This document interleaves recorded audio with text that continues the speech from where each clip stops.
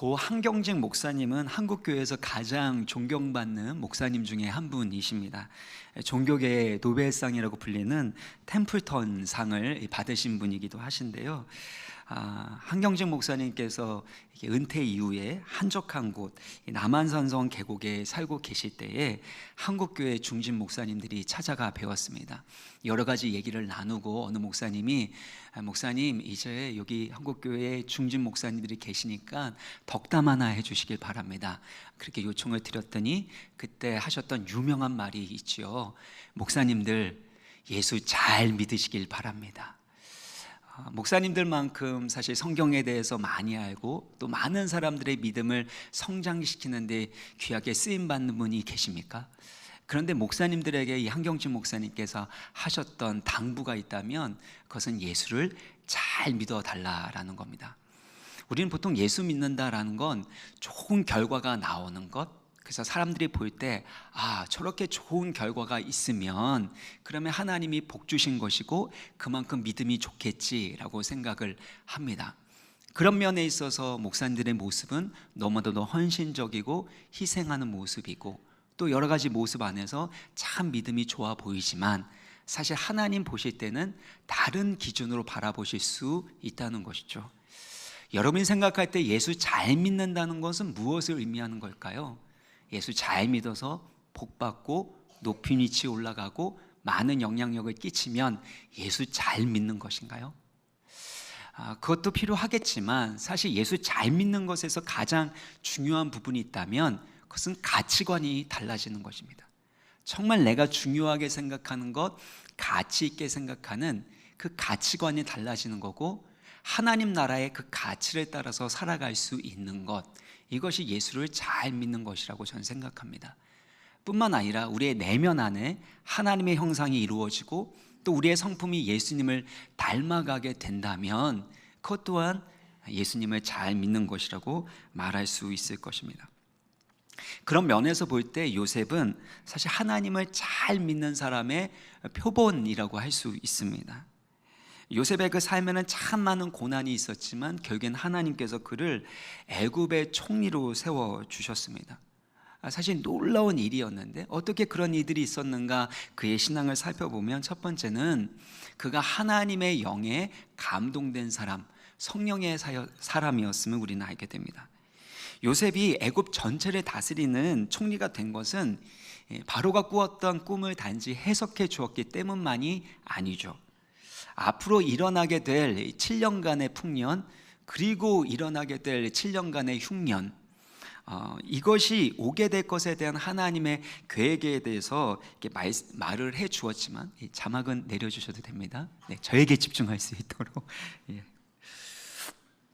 있는데 그 7년간의 그 흉년에 잘 대비할 수 있도록 지혜롭고 탁월한 해결책을 제시해 주었기 때문입니다. 감독관을 세우고 7년 풍년 동안에 수확한 곡물들의 20%씩을 이 세금으로 거두게 됩니다. 그리고 거두어들인 그 곡물을 성읍 창고에 가득히 보관해서 흉년을 대비하도록 했었던 것이죠. 당시에 바벨론 이 문화나 그런 데서의 세금은 40%까지 걷기도 했었는데 아주 적절한 지혜로운 그걸로 해서 7년을 대비할 수 있는 아주 탁월한 해결책이었습니다. 그래서 37절에 보면 바로와 그의 신하 모든 신하가 이 일을 좋게 여겼다고 합니다. 이것이 참 눈여겨볼 만한 내용인데요. 왜냐하면 당시의 정치, 경제, 사회 모든 영역에서 최고의 전문가들이 요셉이 했었던 그 말을 모두가 좋게 여겼다라는 것입니다. 이것은 하나님이 요셉에게 부어주신 특별한 지혜가 있었다는 것이고 하나님의 특별한 개입과 일하심이 있었기 때문에 요셉이 그와 같은 해결책을 제시하고 총리에 오를 수 있었다는 것을 보여주는 것이죠. 이때 바로가 무엇이라고 말하냐면 38절에 보시면 이와 같이 하나님의 영에 감동된 사람을 우리가 어찌 찾을 수 있으리요. 여기서 하나님의 영에 감동되었다는 표현은 창세기에서 가장 먼저 사용된 표현이라고 말씀드렸습니다. 그러니까 요셉은 이 창세기의 표현상 가장 먼저 하나님의 영에 감동된 사람으로 표현될 정도로 성령의 사람이었음을 성경은 강조하고 있는 것입니다. 그리고 이방 왕이었던, 하나님을 알지 못하고 믿지 못했던 사람이 하나님을 보는 거예요. 39절을 보면은요, 하나님이 이 모든 것을 내게 보이셨으니, 다시 한번 보여주시면요, 하나님이 이 모든 것을 내게 보여주셨다. 네, 39절 다시 한번. 자막하는 게 참 어렵습니다. 제가 볼 때요, 제가 하라 그래도 전 못할 것 같습니다. 네, 39절 보면 하나님이 이 모든 것을 내게 보이셨으니 너와 같이 명철하고 지혜 있는 자가 없도다. 그러니까 이방 사람이, 이방의 왕이라는 사람이 바로 하나님이 요셉과 함께 하시고 하나님이 요셉에게 이 모든 일을 보여주셨고 요셉을 통해서 일하고 계시는 것들을 알 정도로 요셉은 성령으로 충만한 사람이었다라는 것입니다. 성령으로 충만했기 때문에 세상이 갖지 못한, 세상 사람들이 갖지 못했던 지혜와 명철을 가졌고 또 문제를 해결할 수 있는 해결책을 제시할 수 있었다라는 것입니다. 저는 간절히 소원하고 기도하는 것이 있는데, 우리 와우리 교회와 이 설교를 듣는 모든 우리 성도님들이 하나님의 영에 감동되어서 성령으로 충만하여져서 세상 사람들이 갖지 못하는 지혜와 명철로 세상에 대안을 제시하고 해결책을 제시할 수 있는 하나님의 사람 되시기 주의 이름으로 축원합니다. 그럴 때 하나님이 우리의 삶을 형통케 하시는 거예요. 그래서 성령의 사람은 반드시 지혜롭고 명철한 사람이고, 비판하고 또 문제를 지적하는 것이 아니라 그것에 해답을 줄 수 있는 사람이 된다라는 것이죠. 그런가 하면 또 한 가지 살펴볼 것은 신실한 믿음과 인내입니다. 요셉이 총리에 올라가기까지 노예 생활 또 감옥 생활 17년간의 그 생활에 얼마만큼 견디고 인내했습니까?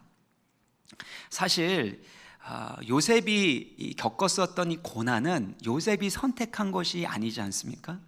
본인이 선택한 삶이 아니라 형들이 미워하고 시기했고 죽이려고 했고 결국엔 노예로 팔아 넘겼기 때문에 수동적으로 노예로 끌려간 곳이 애굽이었습니다. 또 거기에서 의롭게 거룩하게 살려고 했는데 강간미수범이라는 누명을 쓰게 되고 감옥에 들어가게 돼서 꼼짝달싹할 수 없이 거기에 갇혀서 도망갈 수도 없는 상태에 이르게 되었습니다.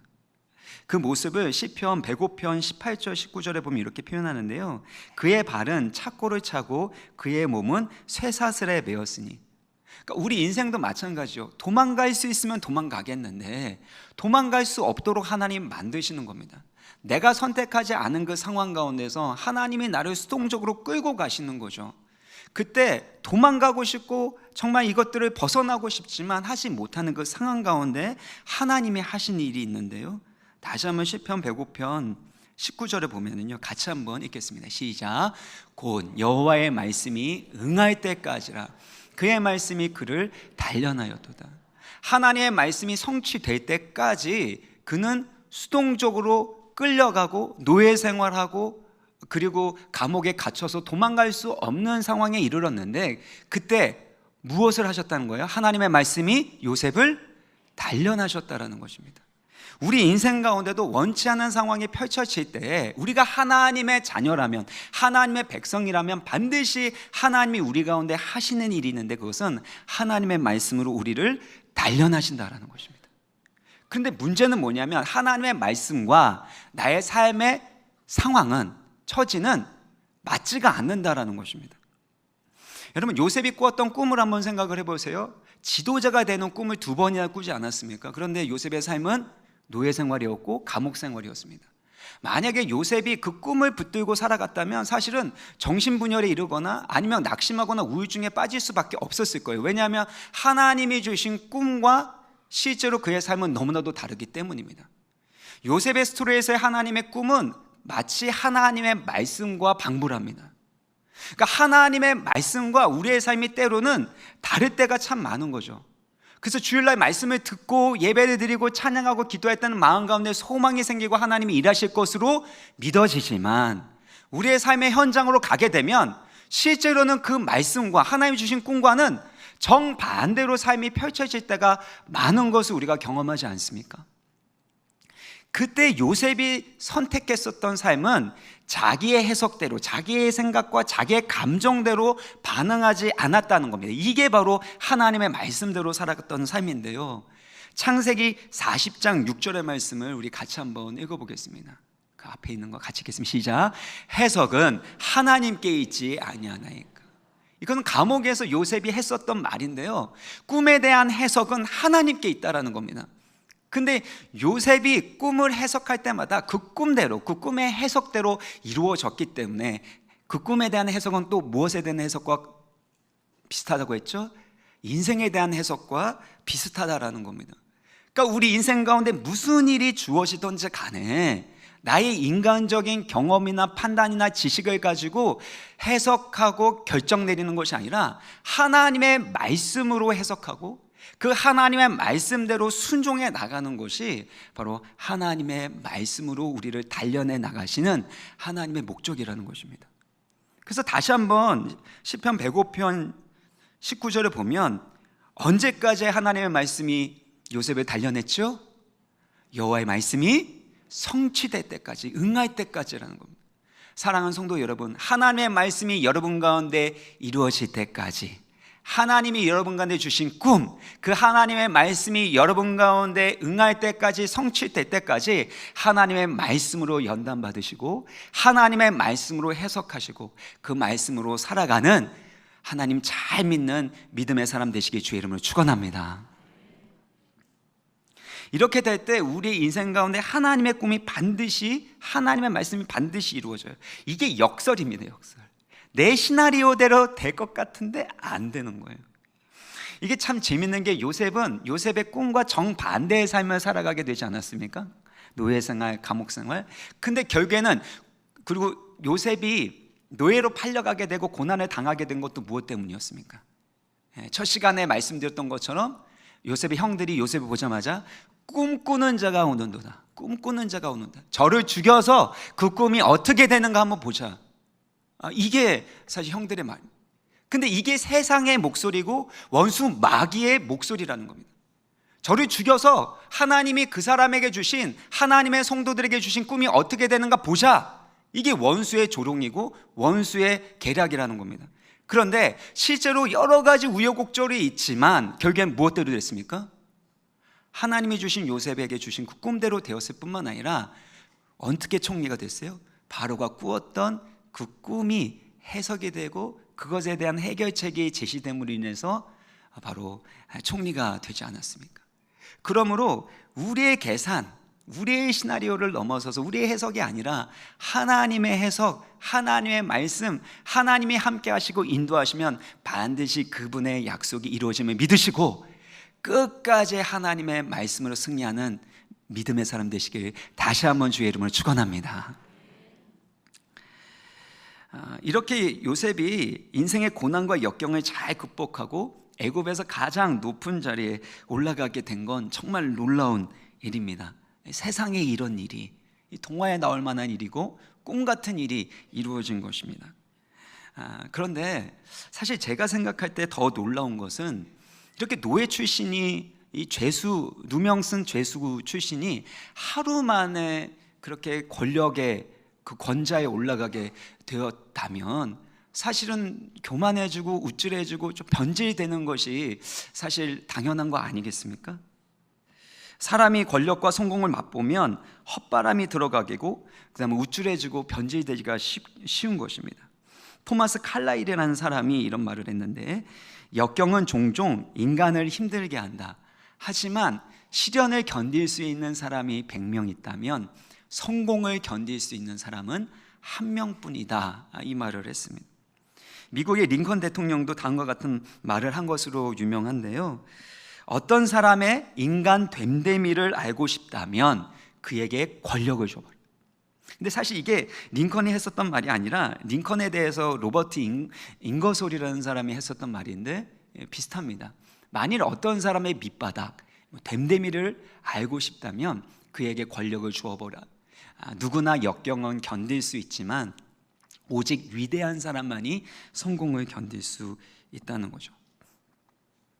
우리 주변에도 예전에는 참 겸손하셨는데 높은 자리에 올라가거나 성공하거나 그러고 나서 사람이 달라지는 경우가 참 많습니다. 성경에도 마찬가지죠. 위기 가운데서 하나님의 은혜와 도우심으로 승리하게 되고 또 높은 위치에 올라가게 됩니다. 근데 거기에서 교만해지고 또 변질되고 타락하는 모습들을 보게 됩니다. 그래서 불행한 결말을 맞이하는 그 삶의 모습들이 성경에 얼마나 많이 기록되어 있습니까? 그만큼 사람은 변질되기가 너무나도 쉬운 것입니다. 그런데 요셉에게는 그런 모습이 조금도 보이지 않는다는 것이 참으로 놀랍습니다. 사실 예수 잘 믿는다라는 것은 시련과 역경을 잘 극복하는 것을 의미하기도 하지만, 그것을 극복해서 성공한 이후에도 변질되지 않는 겸손한 모습, 순전한 모습을 보일 수 있는 것이 사실은 예수 잘 믿는 자의 모습이라는 것입니다. 그렇다면 어떻게 하면 우리도 요셉과 같이 변하지 않고 순전하고 겸손한 신앙을 갖출 수 있을지, 이 두 가지를 오늘 좀 말씀 계속해서 드리고자 하는데요. 첫 번째는 목적의식입니다. 목적의식. 하나님께서 복을 주신 목적을 따라 섬기는 일을 해야 합니다. 요셉의 꿈은 요셉이 총리가 되는 것 그 자체에 있지 않습니다. 요셉이 출세하고 성공한 것, 그것을 가지고 꿈이 이루어졌다고 말한다면 이 성경을 잘못 이해하고 계시는 것입니다. 하나님께서 요셉을 그 자리로 높이 올리신 것은 요셉을 통해 하나님이 하시고자 하시는 일이 있었기 때문에, 하나님의 목적이 있었기 때문이라는 겁니다. 무엇이냐면 56절의 말씀을 같이 읽겠습니다. 56절 시작. 온 지면에 기근이 있음에 요셉이 모든 창고를 열고,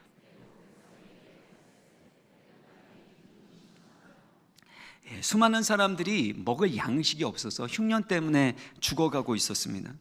그래서 요셉이 했었던 것이 그동안 모아놨던 그 곡물들을 이제는 모든 창고, 요셉의 창고를 열어서 그들을 살리는 일을 했다라는 것이죠. 창세기 45장 7절도 보면 하나님이 큰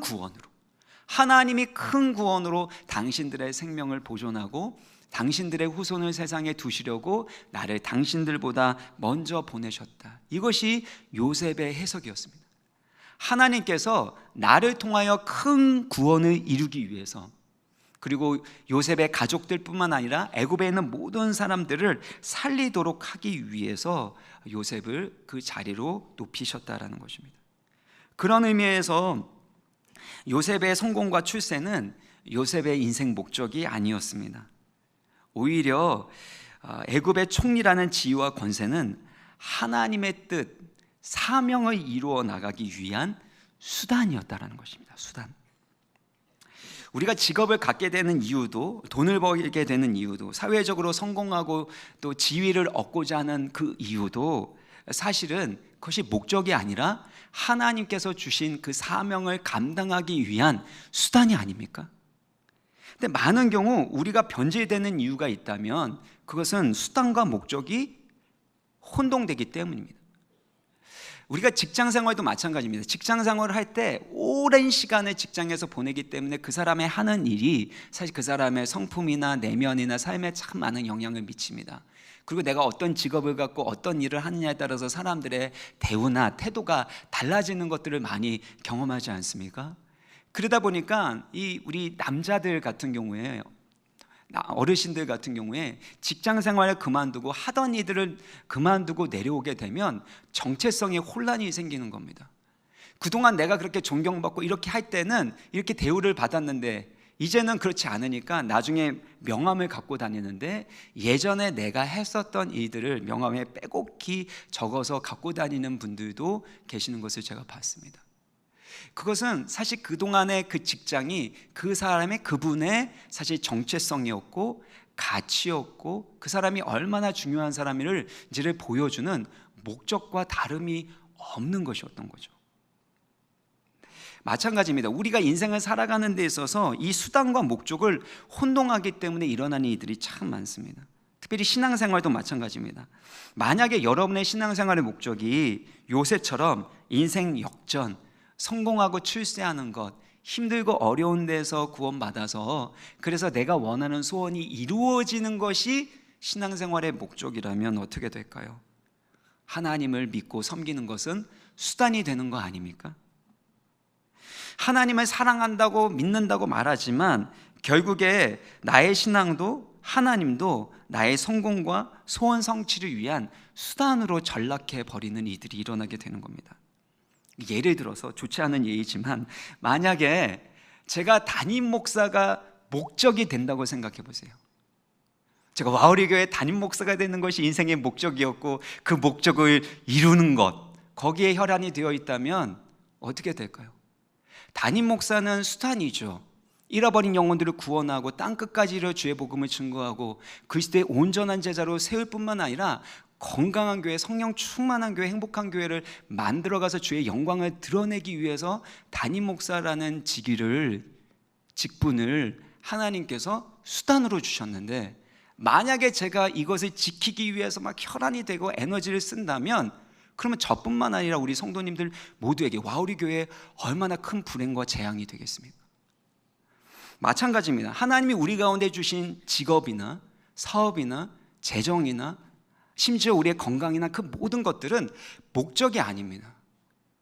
수단일 뿐입니다. 하나님의 영광과 나라를 위하여 사용하는 수단이라는 겁니다. 근데 만약에 그것을 목적으로 생각하면 거기에는 부작용이 일어날 수밖에 없는 것이죠. 김영석 교수님이 이 연세대 명예교수이고 또 104세 철학자이십니다. 인생 전체를 이렇게 살고선 그분께서 말씀하시는 건데요, 돈에 대해서 이렇게 말합니다. 이 돈은 생활을 위한 수단인데 만일 돈이 목적이 된다면 부자가 되더라도 불행해진다라는 겁니다. 저는 김영석 교수님이 참 부럽습니다. 왜냐하면 그분이 건강하게 그 인생 전체를 보면서 총명도 흐려지지 않고 그렇게 살면서 많은 사람들에게 인생의 본질이 무엇인지 또 신앙이 무엇인지를 가르쳐 줄 수 있고 보여줄 수 있는 것이 참 부러운데요, 많은 경우에 돈 버는 것을 목적으로 할 때가 있지 않습니까? 처음에는 수단이었어요. 가족을 위해서, 사랑하는 자녀를 위해서 애쓰고 하다 보면 욕심이 생기게 되고 때로는 실수하고 잘못하게 되면 그 가족을 위해서 열심히 일했었던 그것이 목적이 되어져 버리고 결국에는 안 좋은 결과가 일어나게 됩니다. 뿐만 아니라 돈이 만약에 목적이라면 돈 많은 것이 그 사람에게 자랑이 되고 영광이 되지 않겠습니까? 돈이 그 사람의 소망과 기쁨과 안정감이 되지 않겠냐는 겁니다. 그러니까 돈이 결국에는 우상이 되는 거고, 그래서 예수님은 하나님과 재물을 겸하여 섬길 수 없다고까지 말씀하셨습니다. 그리고 만약에 돈이 목적이 된다면, 돈 많이 벌어서 여러분 헌금 많이 하십시오, 이게 목적이라면, 만약에 돈이 그만큼 넉넉하지 않은 사람은 하나님의 목적을 위해서 쓰임받지 못하는 거 아닙니까? 그러니까 돈은 수단일 뿐이지 결단코 목적은 아니라는 겁니다. 돈이 만약에 목적 가치가 된다면 그러면 우리 인생 가운데 부작용이 일어날 수밖에 없는 겁니다. 그래서 때로는 이 돈이라는 수단이 넉넉하지 못할지라도, 부족할지라도 우리는 하나님의 뜻과 목적을 이룰 수 있는 하나님의 사람이고, 하나님이 우리가 가지고 있는 그 수단을 통해서 얼마든지 일하시고 영광 받을 수 있으신 분이라는 것을 우리는 신뢰해야 한다는 것입니다. 요셉도 마찬가지 아닙니까? 총리가 되어서 요셉의 창고를 활짝 열어서 하나님께 쓰임 받았습니까? 아니죠. 그 전에 노예 생활을 할 때도, 누명을 쓰고 감옥 생활을 할 때도 동일하게 하나님이 함께 하셨고 하나님이 형통케 하셨다는 겁니다. 여기서 형통케 하셨다는 건 하나님의 목적과 뜻이 이루어지고 있는 상태를 의미하는데, 요셉은 어떤 상황에서도 하나님의 목적과 뜻을 이루는 삶을 살아갔다는 거죠. 창세기 40장 4절을 보면 친위 대장이 요셉에게 그들을 수종들게 하매 요셉이 어떻게 했습니까? 그들을 섬겼다라는 겁니다. 그러니까 요셉은 어떤 상황에서도 섬기는 삶을 산 겁니다. 그래서 애굽의 총리가 되었을 때도 그 권세를, 성공을 자신을 위해서 사용한 것이 아니라 바로 다른 사람을 섬기는 일에, 또 하나님의 뜻을 이루고 섬기는 일에 사용했다라는 것입니다.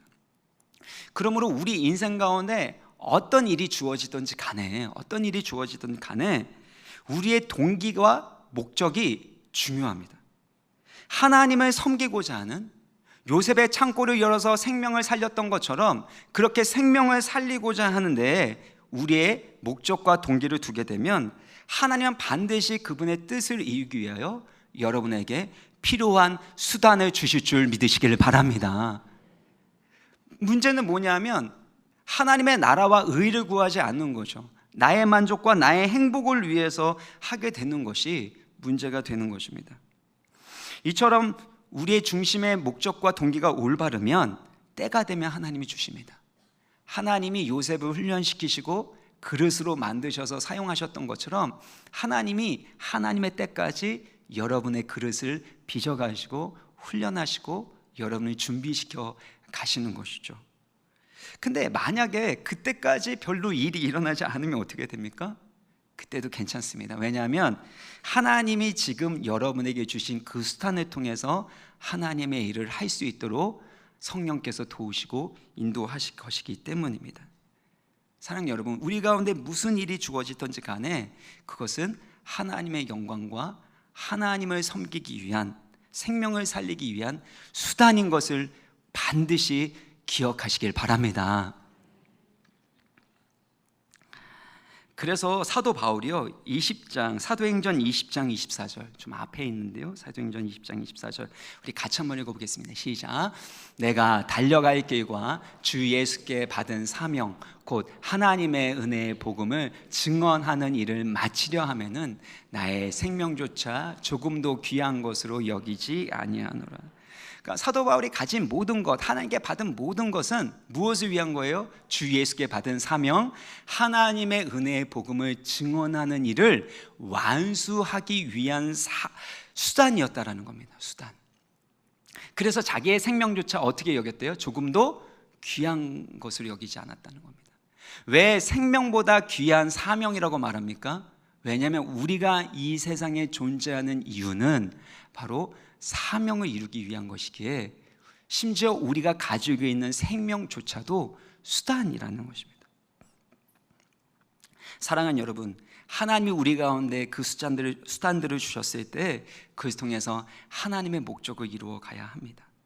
근데 많은 경우에 우리가 하나님께 수단을 많이 받았으면 그게 복받은 것이고 또 신앙생활 잘하는 것으로 우리가 착각할 때가 참 많다라는 겁니다. 얼마만큼 성공했냐, 출세했냐, 돈이 많는가, 얼마만큼 수단들이 잘 갖춰져 있어서 많은 일을 하는가, 여기에 이제 초점이 맞춰져 있는데 사실은 하나님의 초점은 우리 가운데 주신 그 수단들을 가지고 어떠한 일을 했는가, 어떠한 열매를 남겼는가에 달려 있다라는 겁니다. 누가복음 12장 48절의 말씀을 우리 보면요, 같이 한번 읽겠습니다. 시작. 무릇 많이 받은 자에게는 많이 요구할 것이요 많이 맡은 자에게는 많이 달라 할 것이니라. 그러니까 하나님이 여러분 가운데 수단을 많이 맡겨주셨다면, 그렇다면 하나님이 나중에 마지막 심판대 앞에서 계산하실 때 내가 이렇게 너에게 많은 복을 주었고 내가 이렇게 많은 수단들을 주었는데 넌 무엇을 했니? 라고 하나님께서 요구하실 것이라는 겁니다. 그런 면에 있어서 제가 얼마나 불쌍한 사람입니까? 제가 왜 이렇게 이 큰 교회에 와가지고 이 성도님들이 이렇게 많고 지금도 계속해서 성도님들이 몰려오고 계시는데 더 큰 심판이 저를 기다리고 있으니 여러분 저를 불쌍히 여겨주셔야 되는 거예요. 제가, 여러분 웃으시지만 저는 진짜 저도 웃습니다. 하나님이 우리 가운데 얼마나 많은 수단들을 주셨는가가 중요한 것이 아니라 여러분이 그 수단들을 가지고 어떤 장사를 하고 어떤 열매를 남겼는지 그것이 훨씬 더 중요합니다. 그리고 여러분이 하나님 앞에서의 중심과 동기와 목적을 바르게 하면 사람이 할 수 없는 그 일을 하나님이 행하여 주셔서 하나님 더 잘 섬길 수 있도록 생명을 살리는 일에 반드시 그 수단들, 꼭 필요한 그 수단들을 주실 줄 믿으시기를 바랍니다. 그래서 우리에게 주신 그 모든 수단들을 가지고 내 자신을 위해서 살지 말고 다른 사람들을 위하여, 하나님의 영광을 위하여 살아가셔야 됩니다. 얼굴 없는 시인으로 알려진 박노해 시인이 오늘은 다르게라는 책에서 이런 말을 했는데요, 나쁜 사람은 나뿐인 사람이다. 나쁜 사람은 나뿐인 사람. 사실 사람들 보면은 다 얘기 나눠 보면은요, 그렇게 다 착한 것 같습니다. 아주 흉악범들도 알고 보면 이웃에서 보면은 그냥 착한 이웃처럼 보였다고 하는데 인간이 죄를 지을 때, 추악해질 때가 언제예요? 나뿐일 때만. 내가 제일 중요할 때, 나를 위해서 살아갈 때, 나의 욕심과 나의 정욕과 나의 욕구를 따라 살아갈 때가, 그때가 나쁜 사람 아닙니까?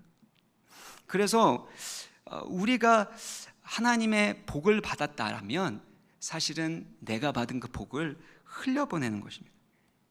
성공한 사람들, 권력을 가지고 있는 사람이 변질되고 부패한다는 것은 무슨 뜻입니까? 결국엔 자기 자신을 위해서 그 성공과 권력을 사용하기 때문에 그분들이 나쁜 사람이 되는 거 아닙니까? 근데 만약에 성공과 권력을 사회와 다른 사람을 위하여 사용한다면, 하나님의 영광을 위하여 청지기처럼 사용한다면, 이것이 사명자의 모습이고 하나님이 영광 받으시는 모습이라는 것이죠. 그래서 사도행전 20장 35절의 말씀 우리 같이 한번 읽겠습니다. 시작. 범사에 여러분에게 모본을 보여준 바와 같이 수고하여 약한 사람들을 돕고 또 주 예수께서 친히 말씀하신 바 주는 것이 받는 것보다 복이 있다 하심을 기억하여야 할지니라. 주 예수님께서 친히 하신 말씀이 무엇이라고요? 주는 것이 받는 것보다 복이 있다는 겁니다.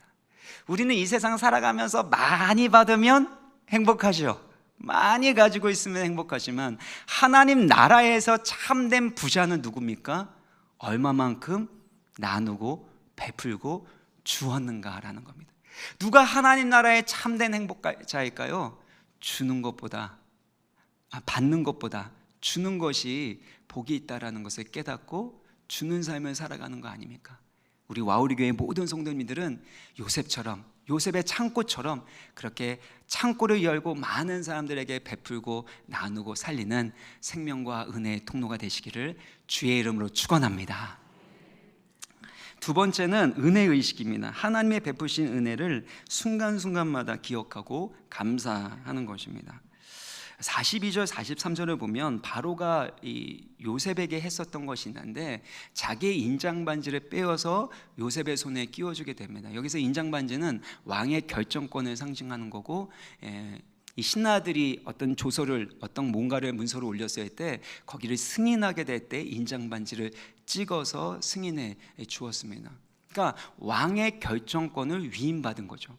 그리고 세마포 옷을 입었습니다. 이전에 노예 옷, 죄수복을 입었었는데 이제는 세마포 옷, 영광스러운 옷을 입었고 금사슬을 목에 걸게 되고, 여기 버금 수레를 탔다고 했는데 버금 수레가 있다는 건 으뜸 수레도 있다는 겁니다. 그러니까 으뜸 수레는 바로 왕이 탔을 거고, 버금 수레, 두 번째 이 수레는 이 요셉이 탈 정도로 그만큼 존귀 여김을 받게 했다라는 것입니다. 정말 꿈 같은 일, 세상에 어떻게 이런 일이 일어날까라는 일이 사실 요셉에게 이루어졌습니다. 어떻게 이루어졌습니까? 51절을 보면요, 요셉이 결혼해서 두 아들을 낳은 다음에 첫째 아들의 이름을 므낫세라고 했습니다. 므낫세의 이름의 뜻은 잊어버림이죠. 이 잊어버림이라는 것은 과거를 구속하시는 하나님의 은혜를 상징한다고 지난 시간에 말씀드렸습니다.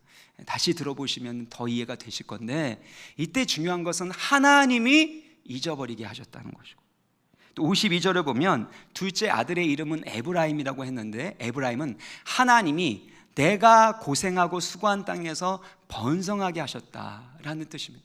그러니까 요셉은 하나님이 이 모든 일을 하셨다라고 고백하는 거죠. 높은 자리에 올라갔을 때, 올라가면 사실 자격 없는 사람이 올라가면 어떤 생각이 드냐면요, 내 마음 가운데 뭔가 걸리는 게 있습니다. 그러면 자꾸 자기 자신을 증명하려고 하는 거예요. 내가 이만큼의 이 자리에 올라갈 만한 사람이라는 것을 자꾸 드러내려고 하고, 그러다 보면 하나님이 주신 사명을 따라, 하나님이 주신 목적을 따라 섬기는 삶을 살아가기 어렵고 자기중심적으로 행동할 수밖에 없는 겁니다.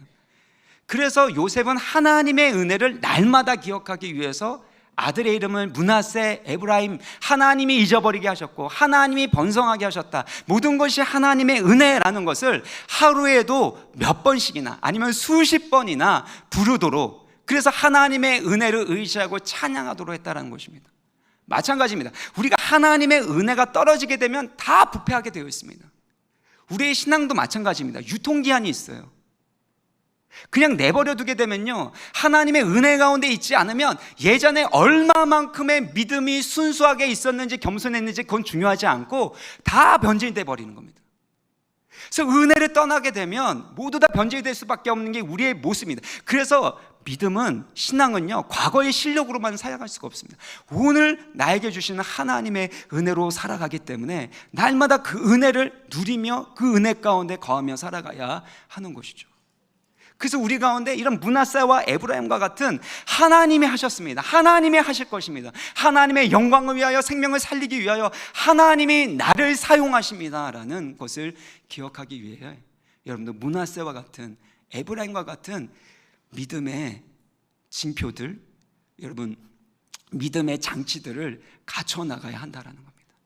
여러분 직장에서, 가정에서 하나님의 은혜를 계속해서 상기케 만드는 것은 무엇입니까? 날마다 그 하나님의 은혜만을 자랑하시고 그 은혜로 살아가시고 그 은혜로 말미암아 하나님의 사명을 이루어 가시기를 주의 이름으로 축원합니다. 저는 이 요셉에게 일어났었던 이 놀라운 일이 우리 가운데 일어났다는 그 사실로 인하여 사실 감격하게 됩니다. 요셉의 모습을 보면서 누가복음 15장 22절의 말씀이 떠올랐습니다. 같이 한번 읽겠습니다. 시작. 아버지는 종들에게 이르되 제일 좋은 옷을 내어다가 입히고 손에 가락지를 끼우고 발에 신을 신기라. 이 배경에 대해서 여러분 잘 아시죠? 둘째 아들이 아버지에게 유산을 달라고 합니다. 당시에 유산은 아버지가 죽었을 때에만 줄 수 있는 것이었는데 둘째 아들이 유산을 달라고 하는 건 아버지, 저는 아버지가 죽었으면 좋겠습니다. 아버지는 나에게 죽은 존재와 다름없습니다. 그러니까 나에게 유산이나 주십시오. 아버지가 반대할 수 없는 거예요. 그냥 준 거예요. 그래서 그것을 가져가서 허랑방탕하게 다 탕진하게 되고, 그리고 나서 고생하고 고통하면서 아버지가 생각이 나서 돌아왔을 때 이 아버지가 이 탕자를 꼭 안아주고 난 다음에 한 일이 누가복음 15장 22절에 이 말씀대로 제일 좋은 옷을 입혀다가, 다시 한번 보여주시겠어요? 제일 좋은 옷을 내어다가 입히고. 제일 좋은 옷, 누구의 옷일까요? 제일 좋은 옷은 이미 둘째 아들이 다 탕진해서 다 날려버렸습니다. 이것은 아버지의 옷입니다. 그리고 손에 가락지를 끼워줬는데 누구의 가락지예요? 아버지의 가락지고, 신발은 누구의 신발이에요? 아버지의 신을 신게 하셔서 아버지의 아들이라는 그 권세와 지위를 회복해 주신 것을 볼 수가 있습니다. 이것이 우리가 받은 구원의 은혜 아닙니까? 우리 같은 죄인을 하나님이 사랑하셔서 독생자 예수 그리스도를 보내주셨습니다. 그가 십자가에 우리 죄를 대신하여 달려 죽으셨고 부활하심으로 말미암아 우리 모든 죄, 예수 그리스도를 믿는 모든 사람의 죄들을 용서하시고 영광스러운 하나님의 자녀가 되게 하셨습니다. 아버지의 가장 좋은 옷을 입게 하셨고, 아버지의 가락지를 끼게 하셨고, 아버지의 신발을 신고 아버지와 같은 모습으로 살아갈 수 있도록 하나님이 우리 가운데 은혜를 베풀어 주신 것입니다. 요셉이 세마포 옷을 입고 왕의 인장반지를 끼고, 그리고 버금수레를 타는 거, 이거를 우리는 꿈꾸고 바랄지 모르겠지만 하나님이 우리 가운데 주시는 가장 영광스러운 복이 있다면 그것은 하나님의 자녀가 되는 권세라는 것을 여러분 믿으시길 바랍니다. 세상의 모든 것은 다 사라질 거예요. 근데 하나님의 자녀가 된 것, 이 영원한 생명은 그 누구도 빼앗아갈 수 없고, 하나님이 아버지가 되시는데, 하나님이 나를 돌보아 주시고 날 도우시고 인도하시고 아버지께서 나와 함께 하시고 영광 받으신 지 우리가 무엇을 두려워할 것이 있겠습니까? 그러면 하나님의 자녀가 되었다는 이 구원의 은혜가 우리 가운데 가장 큰 감격이 되고 가장 큰 복이 되기를 주의 이름으로 축원합니다. 이 은혜를 받았으니 우리도 요셉처럼 나누고 베푸는 삶을 살아가는 것입니다. 말씀을 마무리 짓겠습니다. 하나님 우리 가운데 주신 모든 것들 다 하나님의 목적을 위한, 하나님의 나라를 위한 수단입니다. 목적과 수단을 혼동하지 말아야 됩니다.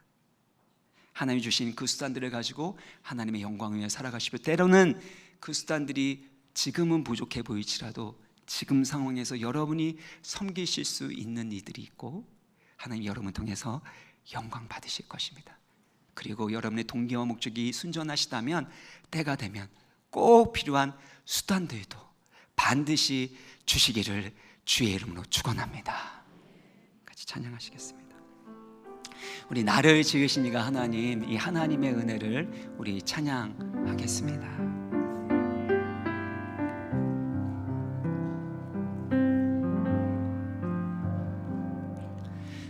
나를 지으신 이가 하나님, 나를 부르신 이가 하나님, 나를 보내신 이도 하나님. 나의 나 된 것은 다, 나의 나 된 것은 다 하나님 은혜라. 나의 달려갈 길, 나의 달려갈 길 다 가도록, 나의 마지막 호흡, 나의 마지막 호흡 다 하도록, 나로 그 십자가 품게 하시니, 나로 그 십자가 품게 하시니, 나의 나 된 것은 다 하나님 은혜라. 한량 없는 은혜, 한량 없는 은혜, 갚을 길 없는 은혜, 내 삶을 애워싸는, 내 삶을 애워싸는 하나님의 은혜, 하나님의 은혜. 나 주저함없이 그 땅을 밟음도, 나 주저함없이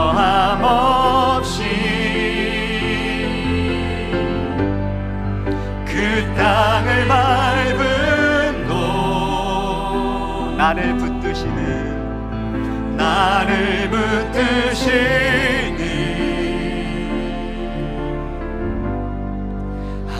하나님의 한량 없는 은혜, 갚을 길 없는 은혜, 한량 없는 은혜,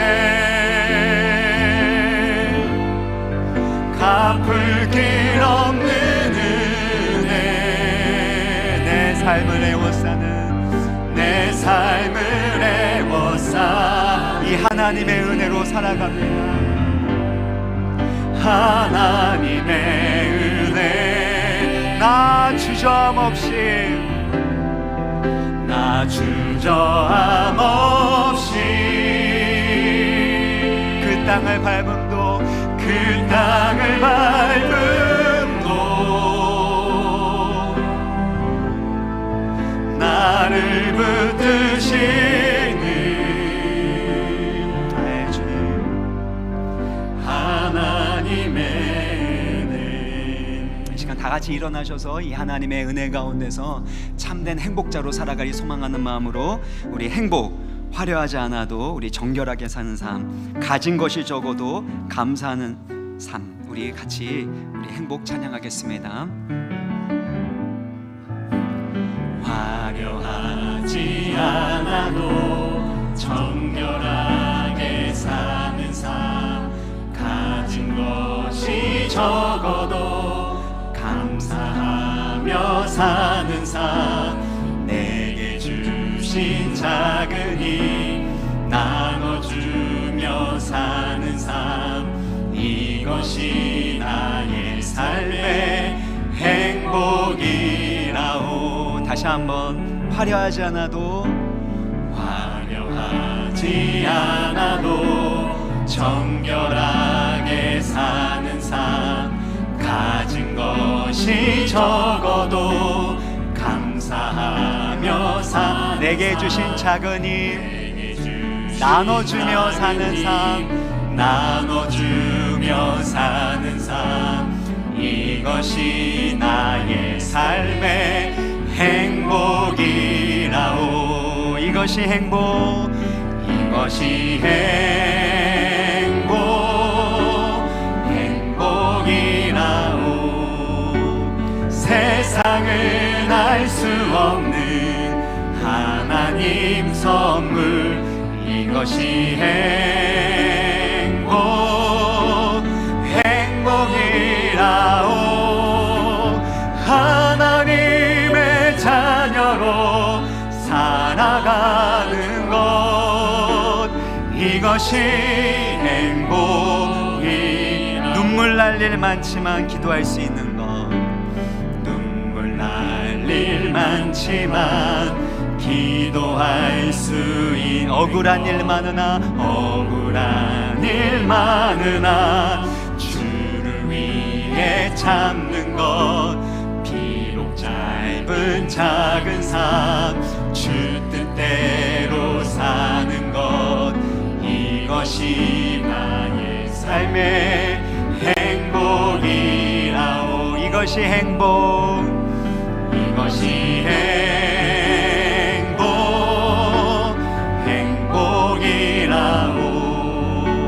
세상은 알 수 없는 하나님 선물 이것이 행복이라오.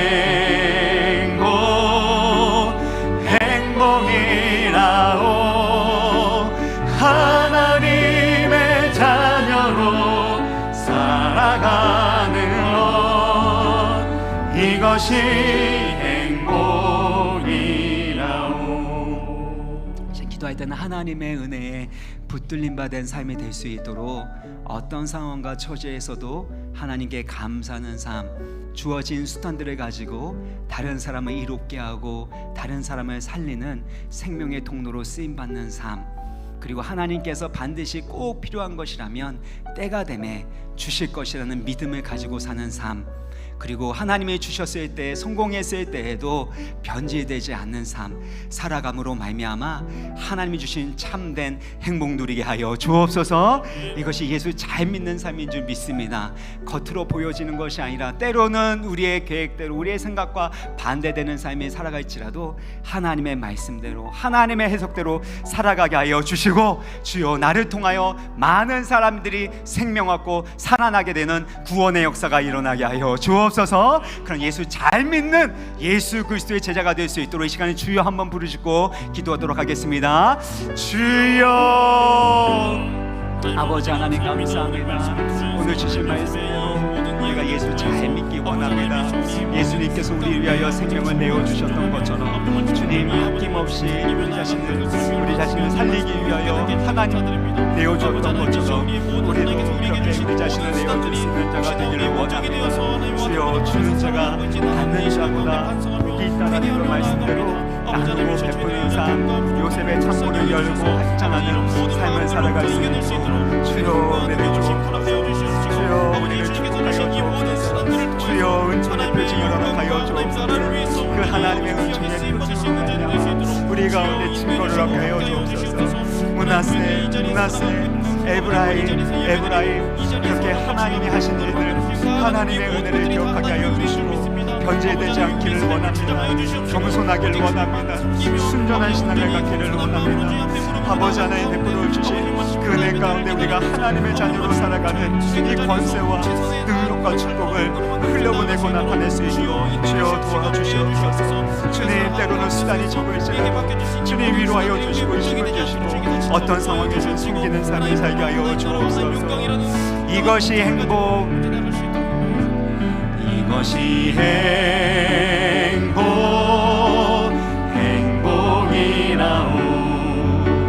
세상은 알 수 없는 하나님 선물 이것이 행복이라오. 하나님의 자녀로 살아가는 것 이것이 행복이라오.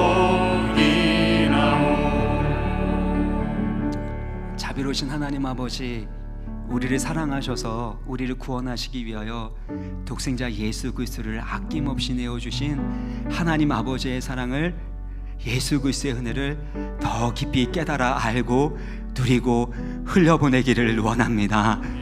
우리 성도님들 중에 때로는 그 수단들이 적어서 넉넉하지 않아서 애통하고 눈물 흘리는 분들이 있다면 주님께서 위로하여 주시고 지금도 그들과 함께 하시고 그들의 삶을 형통케 하시며 그들의 섬김을 통해 영광받고 계시는 것들을 그들로 하여금 확증받게 하여 주옵소서.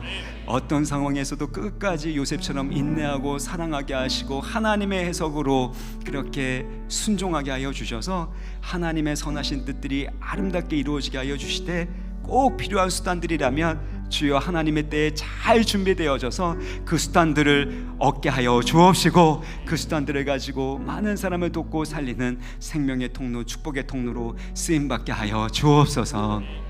하나님의 은혜로부터 멀어지는 자, 교만한 자, 변질되는 자 아무도 없게 하여 주시고, 하나님께 날마다 므낫세 에브라임 예수 그리스도의 십자가와 부활을 의지하고 찬양하는 성도님들 되게 하여 주셔서 하나님의 은혜와 생명으로 넘쳐나는 인생 되게 하여 주옵소서. 주님께서 주신 은혜 감사함을 올려드린 각양의 예물을 주님 기쁘게 받아주시고, 이 물질이 사용되는 곳마다 요셉의 창고처럼 놀라운 생명의 역사가 일어나게 하여 주옵소서. 주님께 더욱더 헌신할 수 있는 믿음을 주시고, 환경의 복을 허락하여 주옵시고, 요셉의 창고처럼 많은 사람에게 흘려보낼 수 있도록 하늘의 복과 땅의 복으로 채워주시기를 간절히 원하옵고, 그리고 이 모든 것을 주님 홀로 영광 받으시길 원하며 예수 그리스도의 이름으로 기도합나이다. 아멘.